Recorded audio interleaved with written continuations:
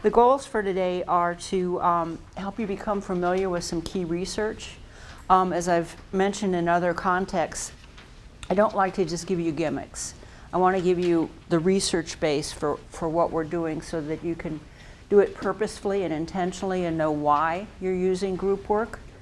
We're going to focus on cooperative learning, but we'll be linking it to some other research. Some time for reflection. I'm going to ask you to think of some discipline-specific applications. And how many of you are actually teaching this semester?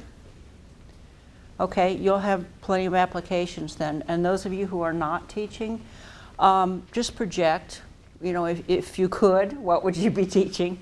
Or what do you think you'll be teaching as a faculty member?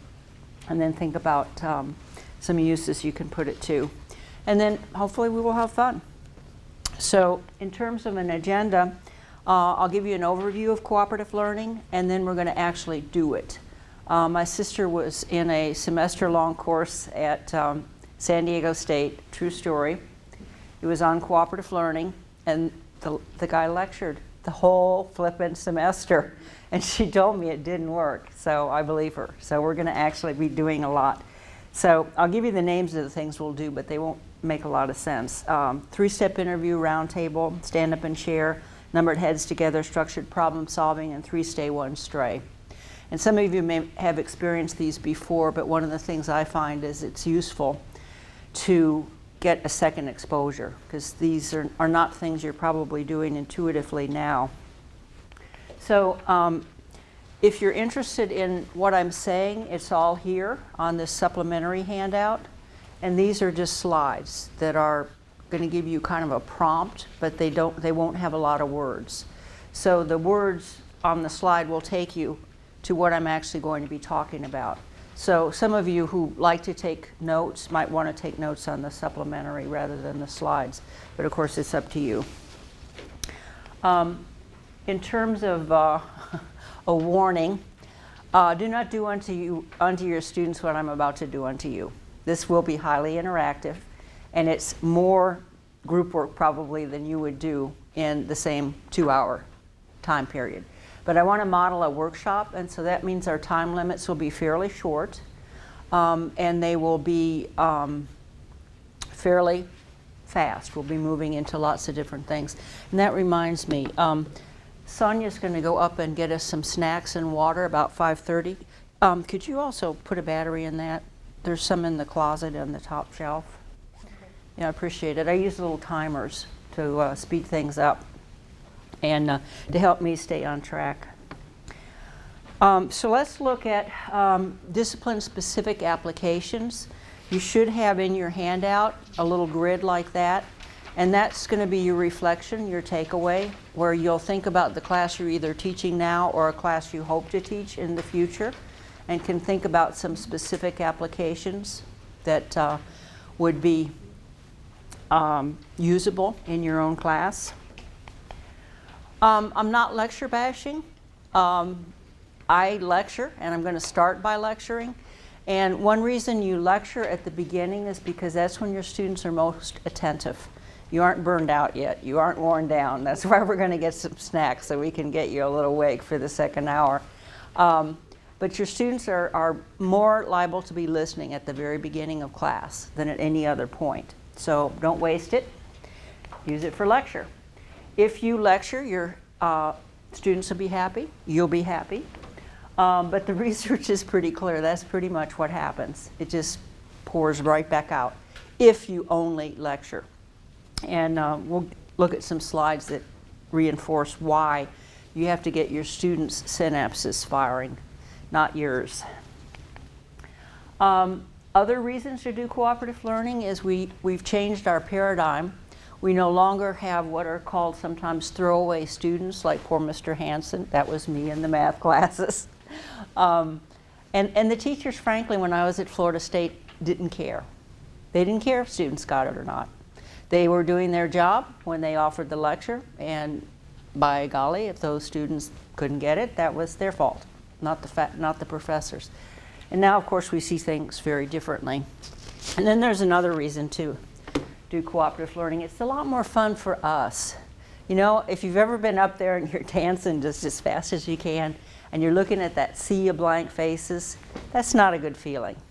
And so when you get your students talking and working in groups, and you're sitting with them, listening to them, you're much more engaged. And your students certainly are much more engaged. So it's kind of win-win for everybody when you do cooperative learning. So let me give you some definitions of cooperative learning. Basically, a key word is structure. If you think about group work on a continuum, collaborative learning, which you probably hear a lot, can be anywhere on that continuum. It can be loosey-goosey, the stuff that happened to me, get in a group and groove. You know, no structure, no point, no time limits, no content even. I just hated that kind of group work, and it was just far unstructured. At the highly structured end is cooperative learning, problem-based learning. Any of you heard of team-based learning?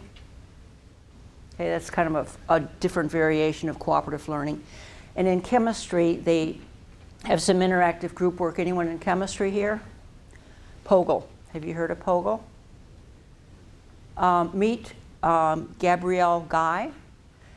She's doing an experiment with POGLE, and she's really interested in it. And I actually, in the book I mentioned, I gave her a chapter that's written by Susan Shadle at Boise State, who uses POGLE in her chemistry classes and is a real advocate of it. But POGLE is also highly structured. And that's the way group work works best. You don't overstructure it so you're manipulating the students so they don't have any say in the business. But you're certainly structuring it where they know the purpose, they know the objectives, they have time limits, they often have roles. And it just goes a lot smoother when people are singing off the same page. In addition to structure, problem-based learning and cooperative learning and POGLE all pretty much focus on problem solving. So all of us have problems. I don't mean problems like your personal problems. I mean in our disciplines. We've got issues and controversies and things that students can easily explore in groups. So the focus on problem solving is very good. You won't find this as a given in the literature, but I am passionately committed to heterogeneity. And that means you make your groups just as diverse as you possibly can. You look at all the elements that are relevant. So you might want to mix up ethnicity, gender, if you know it, ability level. If you have people who are majors, you might want to put a major, a person who's majoring in your discipline in each group, so that you've got people that can kind of jumpstart it. But it's interesting, I was in a workshop once where we were doing a math problem, and I don't feel real confident about math, but I was hanging in there and I was listening, and all of a sudden, even though I wasn't the math whiz, the answer came to me before anyone else in the room. So you never know who will make that contribution. Man, I felt euphoric. It was better than bowling my 260 or whatever it was. So mix them up as much as you can and tell your students why you're mixing, why you're not letting them self-select. There's a very famous article called Why Groups Fail. The #1 reason is self-selection, because they pick friends, people that look like themselves, that think like themselves. So there's no challenges, there's no critical thinking, they don't get to work with others to give them practice for the workplace. So lots of reasons to make them build in heterogeneity. Two givens that you'll always find in the cooperative learning literature are positive interdependence. That means you give students a vested reason to work together. You don't just do group work because it's nice. You do it because there's a very good reason for doing it, and that is to increase learning, to enhance learning. And the second piece that's often overlooked is the individual accountability. And individual accountability means you don't just rubber stamp grades. So if the three of you were a team and you did all the work, and Barris was the real goof off, sorry, pick on you, it's hardly fair to say, okay, everybody gets a B, because Kathy would have been dragged down. She was working her tail off, and you didn't really deserve the B. So you always try to differentiate who did the work and what their investment was, or you don't give group grades at all, which is what I tend to do. I tend to just grade things as individually. So they turn in their individual papers, they take their individual quizzes and exams, and then I don't have to worry about the equity issues. But the point is, you don't just give everybody the same grade without knowing who did the work. And two other things would be group processing, and that means you're paying attention to the groups and the students are paying attention to the groups.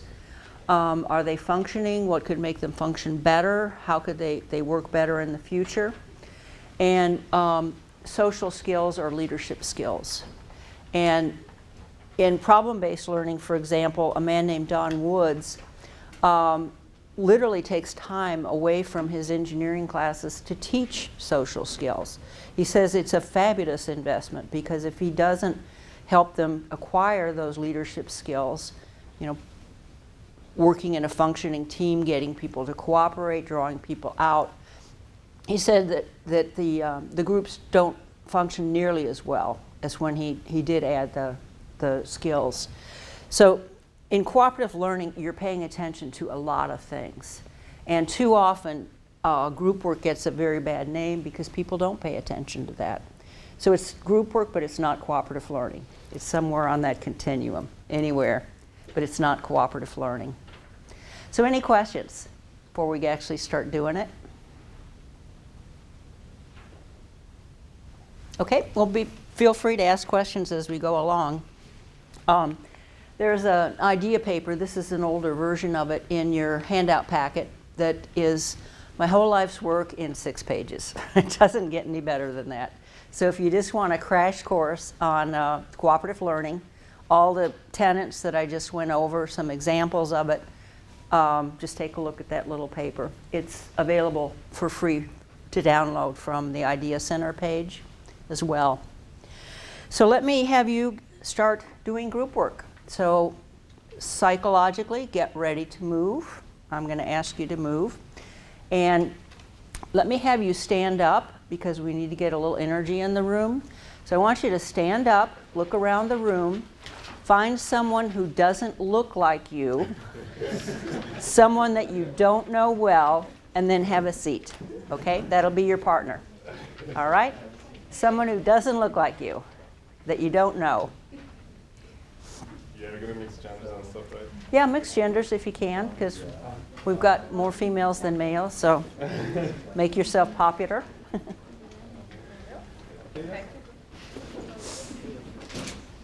Okay, as soon as you got a partner, just have a seat so I know if we've got somebody left over, and then we'll just form a trio.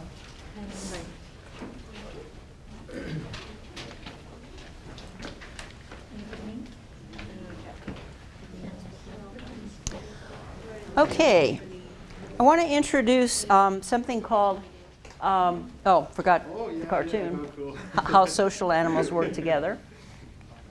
The quiet signal is just a raised hand, where when you see my hand raised, finish your sentence, not the paragraph, not the dissertation, and then raise your hand. So that way it will come to attention in about 30 seconds. It doesn't take very long.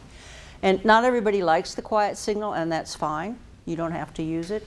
But I find it speeds things up. And sometimes, too, you'll hear the Radio Shack timer go off, just a little beep, beep, beep, and that's all you need to know that, that the time's up and it's time to give you, to give me back your attention. Okay, so here's what we're going to do. A 3-step interview. And the way it works is you're in pairs now. You've got a partner. So one of you is going to be A. So A is going to interview B. And I'm going to keep it fairly short, about 2 minutes, just so we can model the process. And then I'll give you a quiet signal, or a beep beep. And then you're going to reverse roles, and B will interview A. And then for the final part, you'll form a foursome, and then you introduce your partner. So it's not, I'm Barbara, I'm great. This is my partner, Kathy, she's great. So everybody got it down? And here are your interview questions. And if you need to look at them, they're here in the handout packet. Share your name, obviously, and then the courses you teach or other responsibilities. Now, if you've got a long CV, you only have 2 minutes, don't share it. Just cut to the chase. Just go into the course I'm teaching now that I most enjoy is thus and so. And then move on, because I never do empty icebreakers. In cooperative learning, I'm always focused on content. So the content question, ask your partner, how familiar are you with cooperative learning? To what extent do you use it in your classes? In what ways? And if you're not teaching, how about, has it been done unto you? Have you been in classes where professors used group work, particularly structured group work? And then there's what's called a sponge activity, and that is, an extra question or activity or assignment, something that the students are going to move on to. Rather than waste the time. Now, with 2 minutes, you probably won't have a lot of extra time. But if you're interviewing Gary Cooper, yep, nope, no ma'am, and you're not getting a lot out of your partner, you might finish. And then you ask your partner the extra sponge questions. What are your greatest strengths as a teacher? And what could you improve? Okay, and then another thing when you're doing group work is be sure people understand the assignment before you start it. So you all have been very patient, but it's time to let you talk now. So let me have A interview B for 2 minutes, asking those questions. And I'd like A, please, to be the person with the shortest hair, and you decide. Okay? Okay, 2 minutes.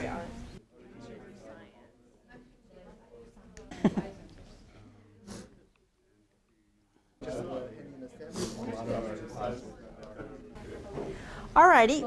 Well, what I'd like to do is a little bit of processing. I do this with my students as well. So the 3-step interview is wonderful to set norms to take turns speaking. So you don't even have to say, I want you to take turns speaking, but it happens. It's also good for listening.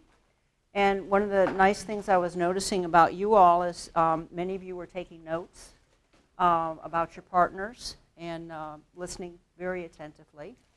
So the 3-step interview is useful for the first day of class because it sets a norm for group work in a very positive way, and it's helpful if students can leave knowing 3 people well, or in your case 4 people well. And but that's preferable to if we went around and just everybody introduced themselves, where you can't really feel any connection. So we're going to do a group activity here in a minute, which is getting your snacks.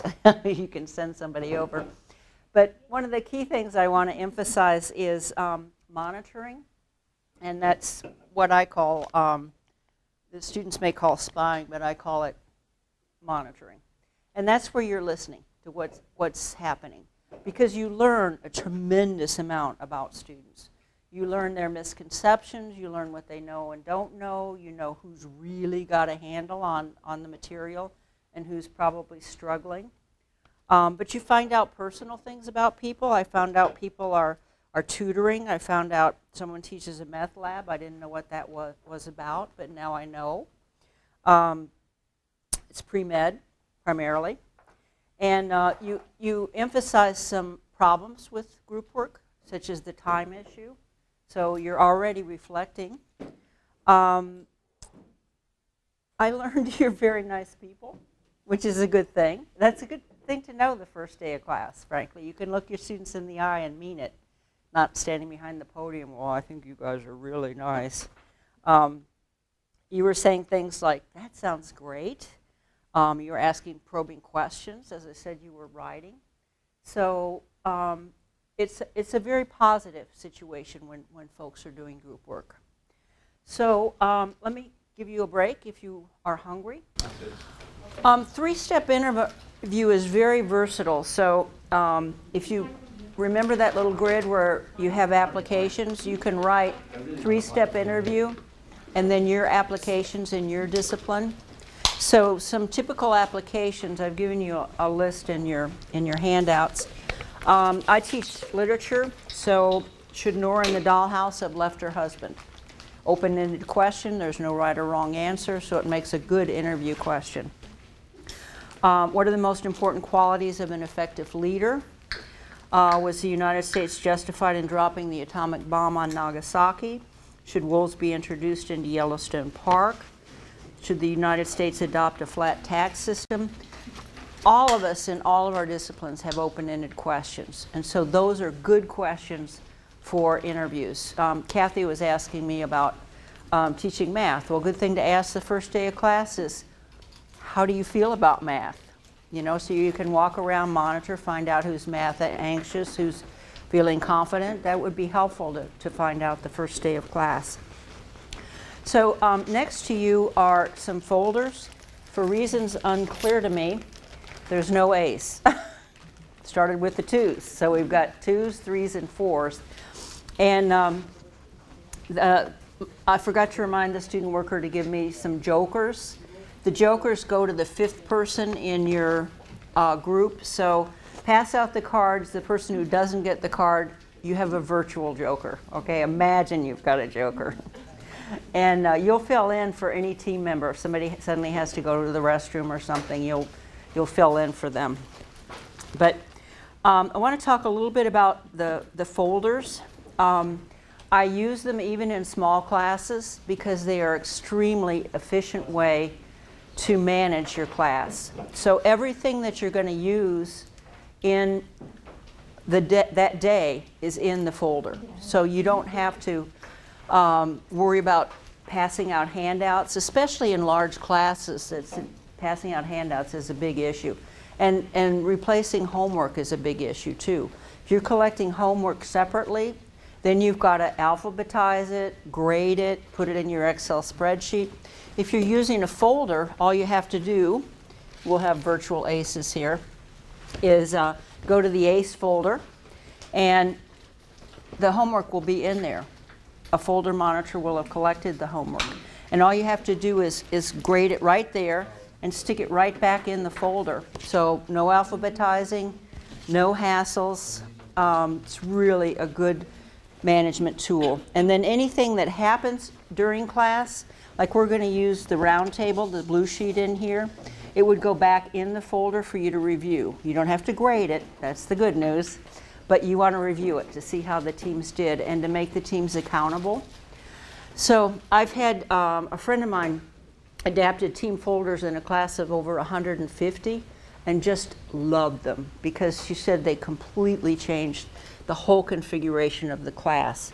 Because not only do you have a folder identity, which is your team identity, but when you pass around the playing cards, which please do, and then somebody will be a virtual joker, that gives you an individual identity. So you can make students accountable all over your class. So you can do something I'll show you later. I've got a slide for this later, but let's model it now. Suppose you've been working on a group activity, some kind of problem-solving activity. All you do is say, okay, we've got time maybe for 3-4 reports. I never pre-announce we're going to have 3 or we're going to have 5, because then if they're long reports, you're stuck, you know, cutting it short, or if they're short reports, then you're letting your class go early, because trust me, they're packing up. So all I do is say, well, let's continue to hear reports. So I would like team 2. Who's the person who has the spade? Have you passed out your cards? Your threes? Oh, your twos. I'm sorry, I've forgotten there's no aces. Okay, who has the? Okay, so you would give the team report. Okay? And then I'm going to have to cheat here. Team 3, now I've got you. I also have pulled a spade. So you would give the team report. And you just keep calling on people. And it literally means in a room full of 150 people, you've got 3 different colored folders. So your first 52 people have blue folders. The next 52 have yellow. The next 52 have red. So it's very easy to say, I want to hear a report from the red folders. I just drew such and such.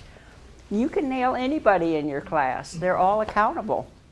And they don't seem to mind because it's not, personal. You aren't pointing your finger at them and singling them out. It's luck of the draw. And so they really don't seem to mind. So anyway, think about folders. They're a pretty big step because they mean you're going to keep your students in permanent teams, at least for the beginning of class. But one advantage of them is you can have groups formed in different ways. And I've already mentioned the best way to form groups is to have you select them. Don't let the students self-select.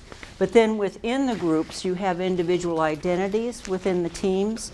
So you simply pre-announce every week. I want the diamonds to be the leader. I want the hearts to be the recorders. I want the clubs to be the reporters or recorders. You got reporter, the person who talks, the person who writes, and the person who leads the discussion. And the fourth one is the folder monitor.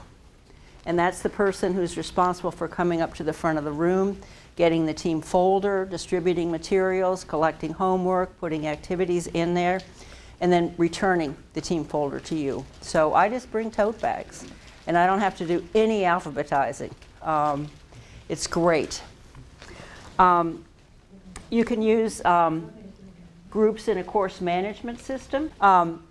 So in course management, as you know, in Blackboard, you can put students in groups as well for different projects. So we're ready for another activity, but let me pause for questions. Anyone have questions at this point?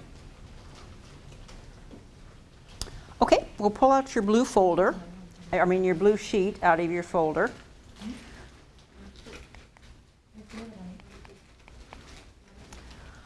Actually, I was going to give you a little time to do to brainstorm some applications. So let me just give you a minute. It won't take long. But go to that little grid that said applications and write 3-step interview, and then think of some interview questions that you might use in your class. Okay, if you're still writing, keep writing. I don't want you to lose your ideas. We've already talked about group formation and individual identity and student roles and groups in course management. So we're ready for what's called a round table. So that is that blue sheet. And so if you could take it out, notice there's going to be positive interdependence, meaning you all have a vested reason working together, because there's only one sheet per team. And that's deliberate, because that forces you in a nice way to work together. So what you do with a, a round table is, we've done this before, everybody adds an idea one at a time, saying it out loud. And so the paper is going to pass very rapidly to the left, and it's literally going to be a brainstorming. And I let students pass because I don't want the brainstorm to turn into a brain drizzle. And keep going. Don't just stop after you've gone once. Keep going in the full amount of time. It's going to be a short amount of time again, about 2 minutes. And here's what I want you to brainstorm. I want you to brainstorm what are some barriers to active, and let's add cooperative learning. What are some barriers to active cooperative learning? And these could be your own misgivings, your own hesitations about cooperative learning, student concerns. They don't like to work in groups, or they've been burned by bad group experiences. You're going to find that a fair amount. Departmental barriers might be a chair who doesn't like noisy classrooms. Institutional barriers could be Those horrible auditoriums with the nailed-down chairs you can barely squeeze into, let alone have them move. This room is heavenly for group work because we can move these chairs, but we often aren't that lucky in our own classrooms. Although we can do more than we think because our students are pretty limber. They've got better necks than we do, at least better than mine. So here's some cartoon prompts. You might worry that your students won't hold up their end. You might worry that your students don't know how to work in groups. Those guys down there are building a lion. This one I love. The most unpleasant thing about being the only student in this class will be when I ask you to break up into groups. And people in sciences worry about this one. Shared ignorance. We'll vote. How many here say the heart has 4 chambers? And then we all worry about the Calvin student. You can present the material, but you can't make me care. Fortunately, there aren't too many of them. And a friend of mine that I actually co-authored my first book with got this on his student evaluations. And Phil said he was very proud. He said at least one student figured out what I was trying to do. So I deliberately distracted you because I wanted to model something important in group work, and that is giving clear instructions. So often what I'll do is I'll put them up on an overhead, or if you're doing a complex task, I'll put them in the team folder so you can actually take them out and look at them, keep them on the table while you're working. Or I can have you repeat, which is what I'll do now. So we're going to do a round table. How many pieces of paper do you have? 1. Okay. Which direction is it going? Left. What are you doing as you're writing? Saying it out loud. Good. Are you allowed to pass? All right. Go. 2 minutes. All the barriers you can think of to active learning, cooperative learning.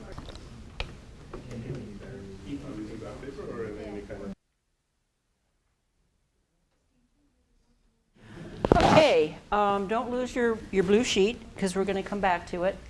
We're going to do 2 things with it. One of the things I like to do is sequence activities. So you build over time. So the first thing we're going to do with it is a report out. And so what I'd like you to do is any one of you can be the spokesperson. I'm not going to tell you in advance who it'll be. So take a look at the paper, make sure everybody can read the handwriting, everyone can serve as the spokesperson. You know what each of those things mean. Before we do the report out, why don't you take just a minute and think about some applications for Roundtable. And Roundtable is really versatile. I really like it. For example, you can do, a lot of you are in sciences, you can do 2 rounds. You could identify, let's say, the parts of the respiratory system, and then second round do the functions of the respiratory system. The first day of class, I do one on the ideal student and the ideal teacher. I start with the ideal teacher. And so they go, oh, we'll hold her feet to the fire, and then they put down all the characteristics. Then I have them turn it over, and they do the ideal student then, and it moves a little slower. But I take that, and I actually type it up. So I'm pairing them. So the ideal student, for example, comes prepared. The ideal teacher comes prepared. The ideal student is respectful. The ideal teacher is respectful. So we kind of establish the class norms, and those can actually be clipped to the back of the team folders just to remind us. So there are lots of things you can do with Roundtable. Anything that involves brainstorming, but it can also involve recall or prediction. What happens if the rebels win in Libya? Predict all the things that are going to happen as a result, politically, socially, economically. So it's very, very versatile. So take your application grid and let me give you a minute to think of some Roundtable uses you could do in your class or in your discipline if you're not teaching. I'm going to move, and I'm going to go pretty quickly into linking cooperative learning, the research on how people learn. But first we need to do our report out. So we're going to do the report out through what's called a stand up and share. And you've all reviewed, so you can all, we hope, serve as the spokesperson. So I'm going to call on one suit, and I want that person in each of the 3 groups to stand, and you'll just read one. So we'll start with the 2s, then move to the 3s, then to the 4s, back to the 2s. At some point, I'm going to switch your spokesperson. So what you want to do while you're listening is cross off the one you shared and cross off any that are similar. Because in this case, I'd like variety, not repetition. So let's have the hearts please stand and serve as the spokesperson in each team. Heart, okay. And just give us one, and then team 3, you got a heart? You got to have heart, right? I'll see you later. Don't forget to email me. Oh, okay. Okay, and I'm going to sit rather than stand. So just go ahead and give us one, and then immediately rotate. And keep rolling until I change your spokesperson. Students not cooperative or uninterested in active learning. Okay? The large classes, Large classes. students are uncomfortable in meeting new people or working with new people. Okay. You can stay standing because I haven't gotten a new spokesperson yet. Okay. One more. Student individual effort in the learning process. Okay. They do what? Learning individual effort during the learning, whether they're participating, that's a barrier to the teachers, whether we don't know whether they're participating in the particular. Oh, I see. Okay. We don't know. Well, we do if we're monitoring, but that's one reason I do most of my group work in class, so I can monitor, because when you're doing it out of class, you can't monitor. You don't know who's contributing. You don't even know who showed up. Okay? And different background. Okay? Communication could be a problem if you don't understand accents. Okay. Let's have the diamonds take over, please, for your group.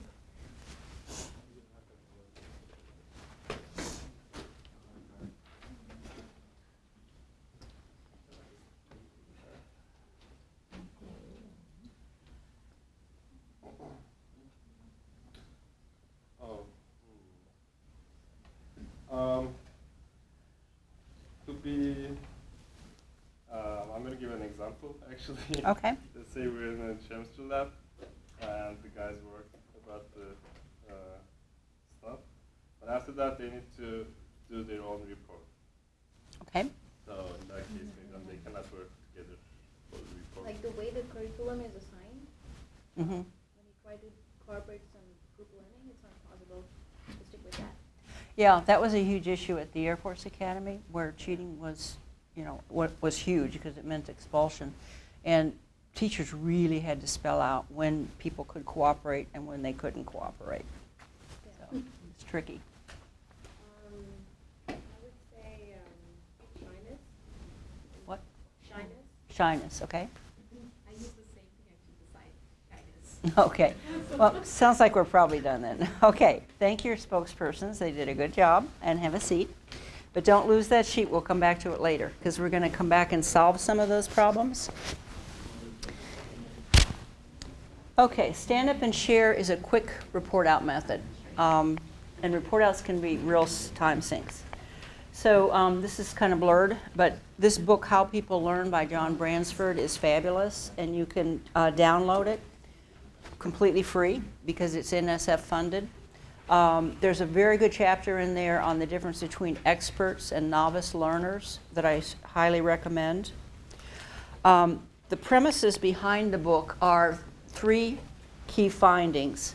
And those key findings are prior knowledge, a strong foundational knowledge based on concepts, and metacognition, or thinking about thinking.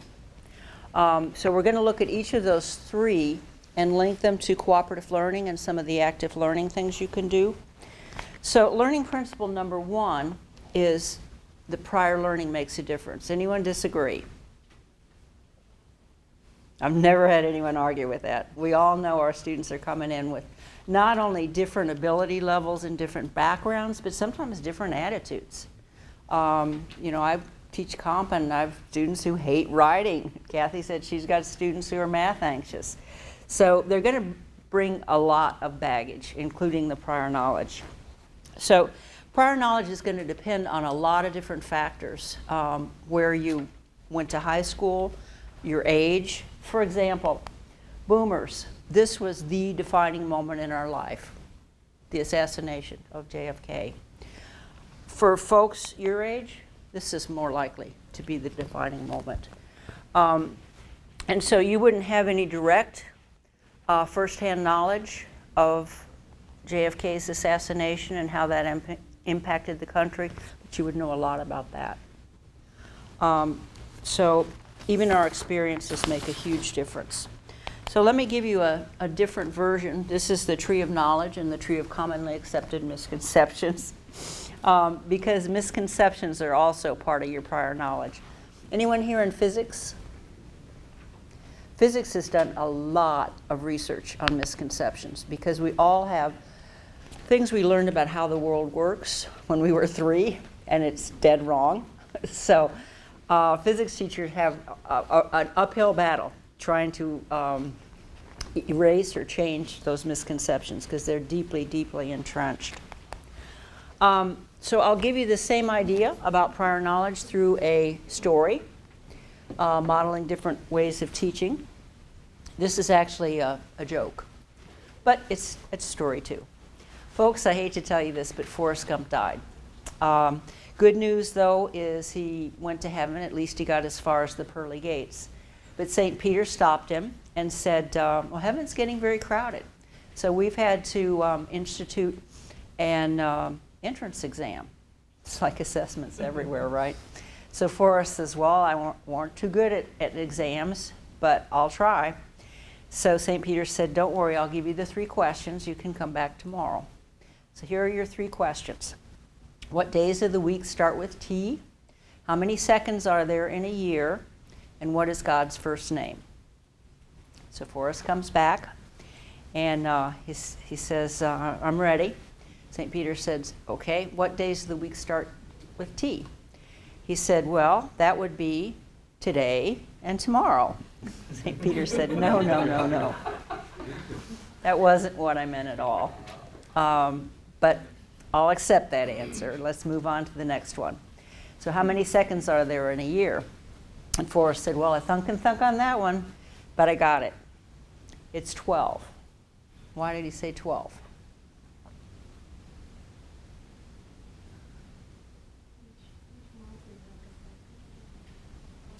It's Each month is like a second. there you go. Yeah. January, February, March. That's how many seconds there are in a year, right? So, yeah. St. Peter, of course, says, no, no, no, that wasn't what I meant at all.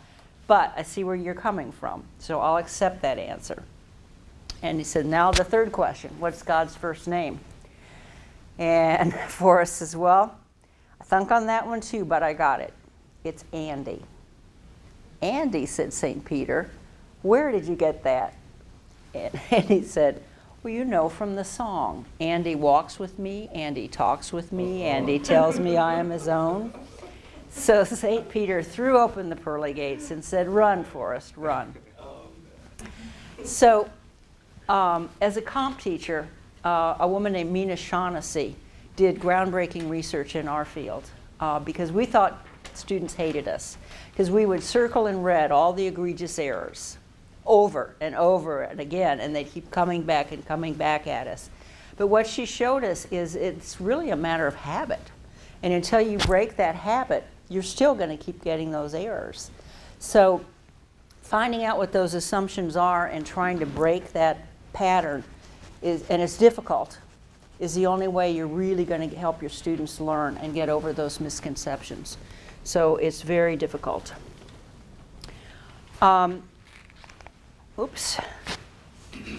Classroom assessment techniques, or CATs for short, are often short things you can do that are quickly done in a large class or small class, it doesn't really matter.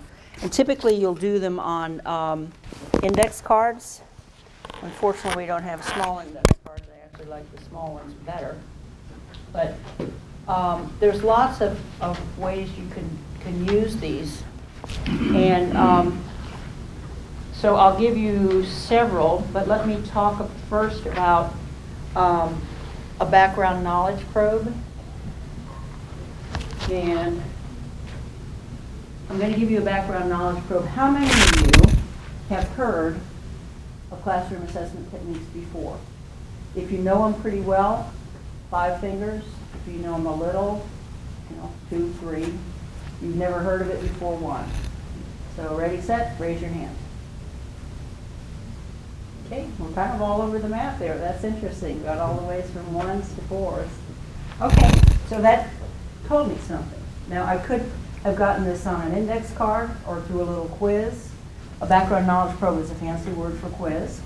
But the point is you find out ahead of time what your students know and don't know. One way to do that is through bioforms. Any of you use these in classes or have had professors pass them out? It just is asking for information from you as a student, or you're asking it from the student.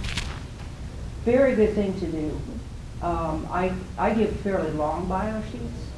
And I also, when I ask students for a bio sheet, I give them an identical one that I filled out with my information, because I want to show I'm willing to share too. It's not just a one-way street. So they find out a lot about me, and I find out a lot about them. So here are some cats. Focus listing is very simple. You just take an index card, you ask students to write down everything they know about a given concept. So if I'd asked you to write about everything you know about cooperative learning before we started, and then took them up and read through them, I'd have a pretty good idea of what you came in with. So I also like what are called application cards. These are other low preparation cats. You do the same thing, but now you ask the students to write an application for a given concept. If they can do that, they probably have a pretty good idea. Okay, so directed paraphrasing is putting the concept in your own words for a given audience. So you might write for retirees, what's Social Security? What do you have to do to get Social Security? For high school students, you could ask a lot of different things, but it would be in your own words. And then there's one that I saw at the Air Force Academy I really, really like, and I use it now myself. I saw John Hurdle write, have students come in, they were supposed to have read a case study. It's called Comedy Cottage, so you've got an example of it in your supplementary notes. So he had them write the point of the case study. And then they drew a line, he conducted the discussion, and at the end he had them draw a line and write the point of the case study. So you could tell what they came in with and what they left with. And the example I gave you, that second student there came in clueless. Didn't have any idea what it was, but left with a good idea. So it's a very quick measurement of what students actually take away in your class, or you could even do it in a lab as well. So the cards are very versatile, and what you want to be sure to do is give students feedback, because if they fill these things out and they never hear back about what happened to them, they won't feel like doing it. So what I typically do is I'll put them in 3 stacks. I'll have a on target, okay, clueless stack. And if the clueless stack is tall, that means I need to get more examples. I need to probably do more in-depth lectures on it. But if by some miracle the on target stack is tall, I've just saved a lot of time. I don't have to lecture on that. All I have to do is come back in and say, wow, you're the first class that's understood symbolism. Let me read you a couple of definitions. and then I move on. I just saved, the whole class period I was planning to spend on symbolism. So it's real easy to do these and real quick, and there's a huge payoff for you.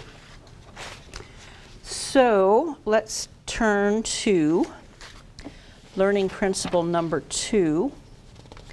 We were going to look at applications first.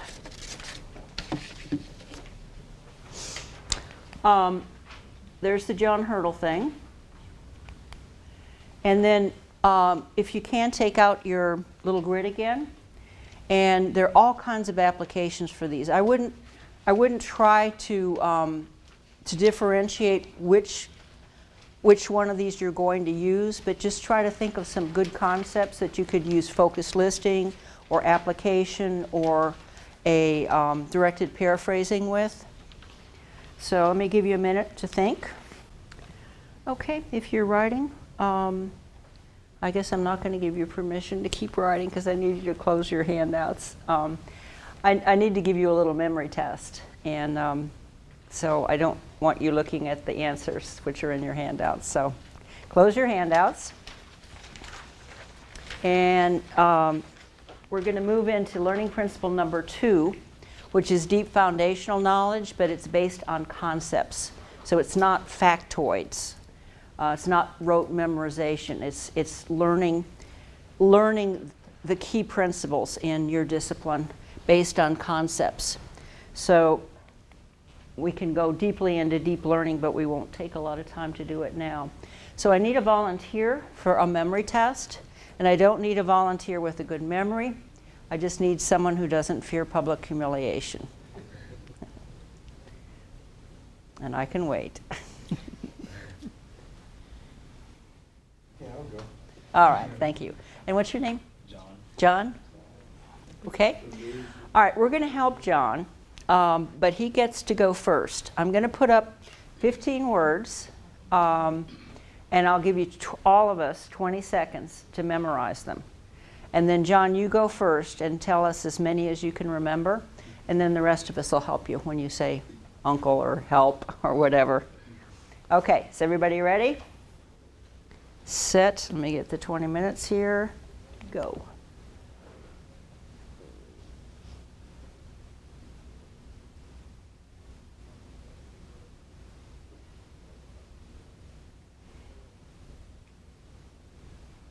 Seconds.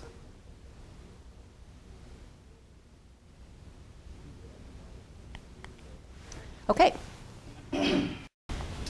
Apple, banana, chair, cat, dog, table, hamster, orange, desk,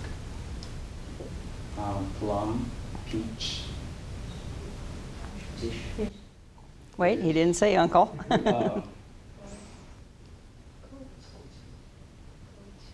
Okay, couch, and Guys are cheating. yeah, I think I got about 11. Yeah, I think so without the cheating. But that's great. That's phenomenal. Because the psychologists tell us that the average person can remember 7 plus or minus 2. So if you're at 11, you're great, doing great. But at least you get overconfident. I had a person get 14 of them, and she was a community college student. But she had a phenomenal memory. And what she did was called chunking. So how many of you did this? Okay, several of you. It didn't seem like you did.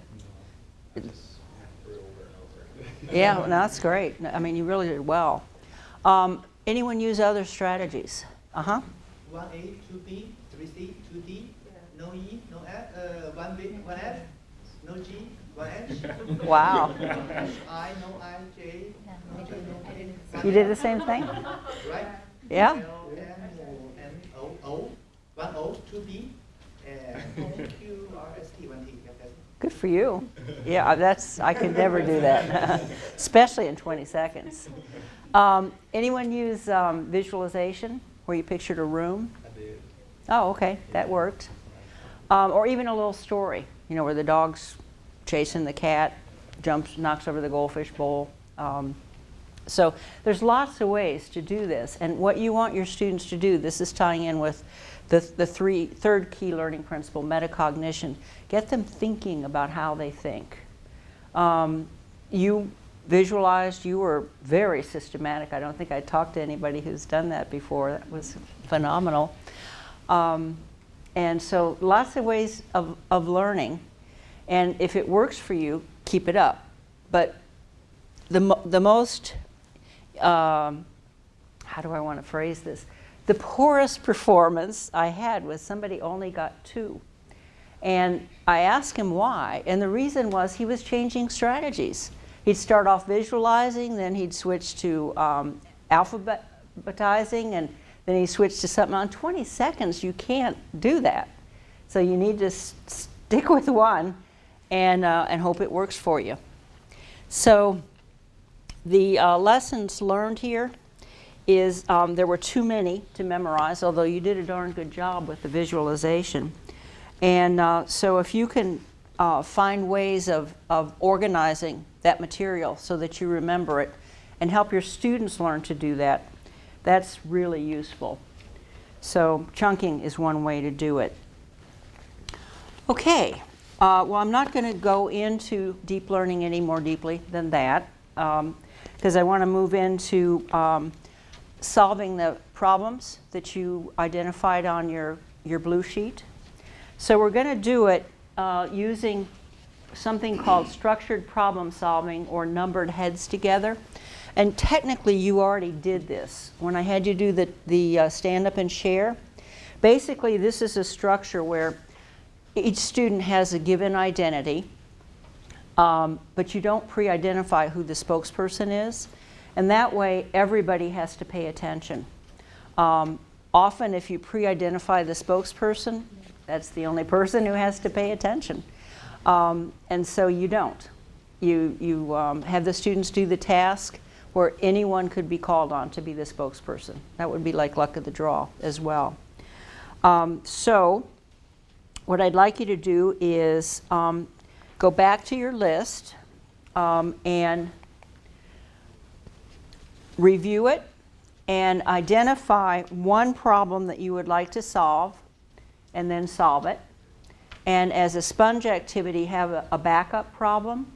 And if you're having trouble reaching consensus on the problem to solve, after about a minute, let me have the person who's holding the club make the decision for the group so you can move on. Because I don't want you to spend a lot of time saying, no, I want to do that one, I want to do this one. I want you to actually solve the problems.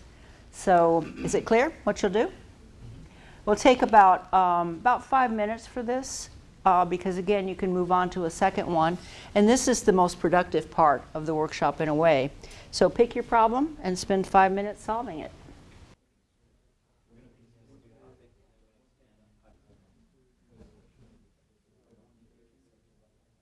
Okay, everybody got some ideas? Every team? We're going to do this, whoops, the wrong way, with a different report out method. A typical report out would be have a student coming up to the front of the class, usually shaking. Only the sadists are going to ask them questions. So we're going to do it a different way. It's called 3 Stay, 1 Stray. I'll identify the spokesperson, and then that person is going to rotate to the next group up and actually give the report sitting there. So it's much more user-friendly. It's much less intimidating for students. You can be asked real questions, and you can modify as you go. So we'll do a rotation where the 2s will rotate to the 3s, 3s to the 4s, and 4s will go up to the 2s. And we'll do a couple of rotations so we can hear all the reports. But to make people accountable, when you get back, you the spokesperson, you haven't heard the reports. Your sponge activity is going to be to ask the team you're with to share what their topics were if you have time. But it's not likely you're going to hear a lot of the reports. So when you get back to your home team, your other teammates are going to share the 3 reports that they heard. So that way everybody will benefit. You benefit by teaching, so that'll make your team members accountable and will help them reinforce what they learned. So you want to be sure to take notes when the person is sitting with you. So we'll do this fairly quickly. I think that your reports will probably be fairly short. So let's have the person holding the spades be the spokesperson, and go ahead and rotate to the next group and give a 2-minute report. At the very first beginning, the students things to relax and get. All right, we are in the home stretch here, ready to look at metacognition. And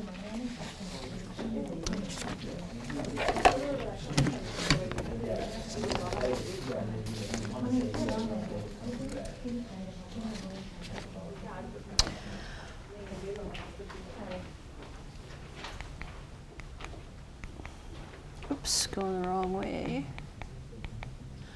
We've already talked about using luck of the draw to make your students accountable. That's another report out method.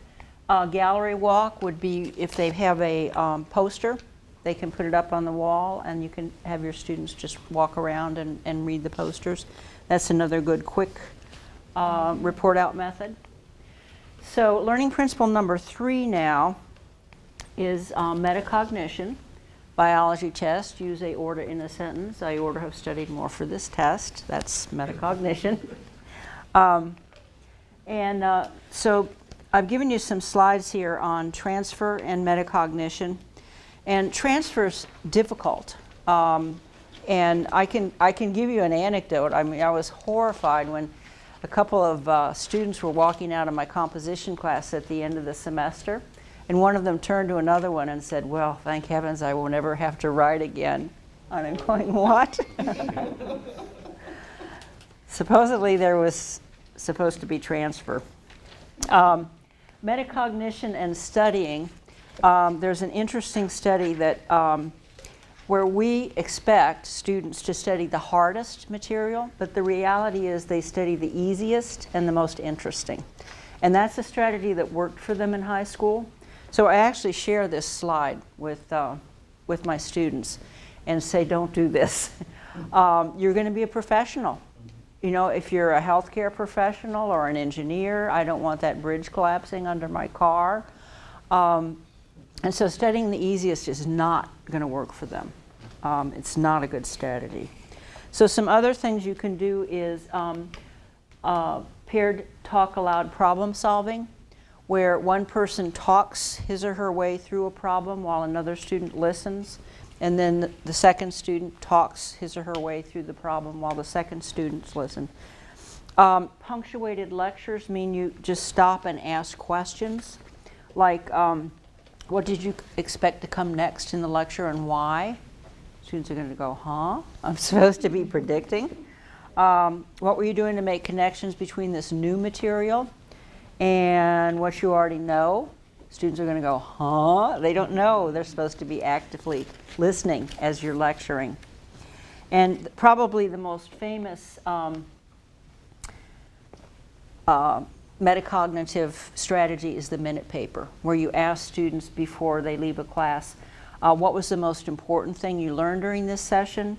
What important question remains unanswered? Not only does it help them reflect on their own learning, but it gives you feedback.